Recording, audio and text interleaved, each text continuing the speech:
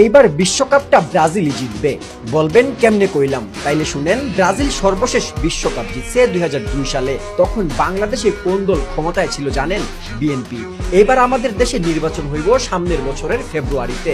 সেখানে ইলেকশনের মাধ্যমে বিএনপি যদি জিতে যায়, তাইলে জুন জুলাইয়ে বিশ্বকাপ জিতার চান্স আছে ব্রাজিলের।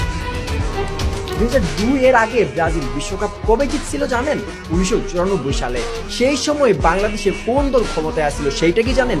সোজা উত্তর, সেই সময় বাংলাদেশে ক্ষমতায় আসছিল বিএনপি। শুধু এইটা না, এবার আরো বড় কাহিনী আছে।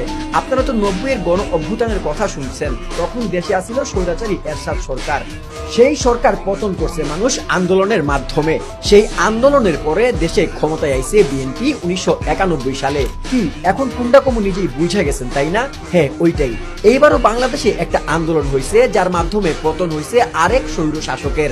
আর এরপর যদি মনে করেন বিএনপি ক্ষমতায় আসে, তাইলে মনে করেন যে আলামতের পর আলামত খালি মিলতেই থাকবে।